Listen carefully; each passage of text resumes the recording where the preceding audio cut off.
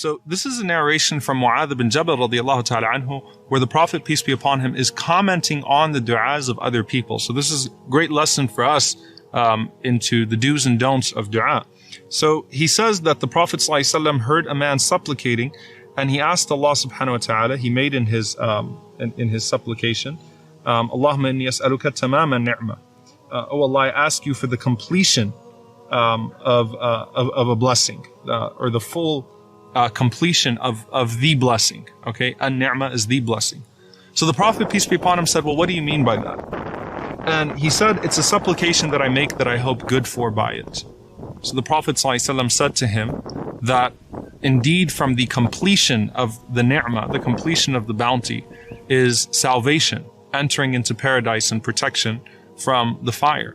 So the Prophet ﷺ was not negating his dua. He was saying, just make sure that you intend by that tamam an-ni'mah, that completion of the bounty, the ultimate bounty, which is salvation, entering into paradise and protection from the fire. Then the Prophet ﷺ walked by another man, and he heard this man calling out, Ya dhal jalali wal ikram, O possessor of majesty and honor, which is one of the ways that the Prophet, peace be upon him, used to call upon Allah, Ya dhal jalali wal ikram, O possessor of majesty and honor. So the Prophet ﷺ responded to him and said, you have been responded to, so ask. Then the Prophet ﷺ heard a man making a dua, Allahumma inni as'aluka as-sabr. O Allah, I ask you for patience. I've gotten asked this question many times. Can I ask Allah for patience? Is it a good thing to ask Allah for patience? So, oh Allah, I ask you for patience. The Prophet ﷺ says, Sa'alta Allah al-bala, you have asked Allah for hardship, fasalhu al-afiyah, instead ask Him for ease. There's a lot in this dua, a lot to unpack. You have asked Allah for test and trial, instead ask Him to be spared. How do we reconcile this? Don't we want to be from as-sabirin?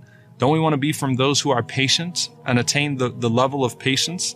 Didn't the Prophet ﷺ say that Allah has never given a servant of His a gift that is more expansive and more comprehensive than a sabr, than patience? So why would the Prophet ﷺ say to this man, don't ask Allah for patience, instead ask Allah for al-afiyah? The Prophet ﷺ was referring to a specific context. It's not about asking Allah for the quality of patience, which is a great quality to have, or the station of the patient, which is a great station to have.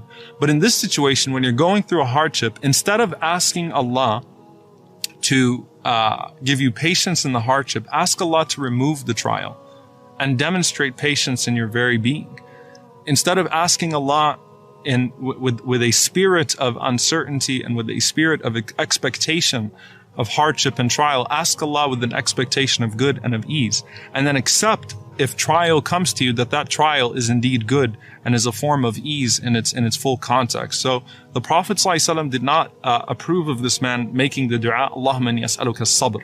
Oh Allah, I ask you for patience. Instead, the Prophet ﷺ taught us to ask Allah for afiyah, to ask Allah to be spared, and then to take with grace and patience whatever comes our way. So may Allah subhanahu wa ta'ala grant us the quality of sabr and grant us the station of as-sabirin, but may Allah subhanahu wa ta'ala grant us al-afiyah, grant us pardon and forgiveness, and allow us to be spared in this life, and grant us the best of this life and the next. Allahumma ameen.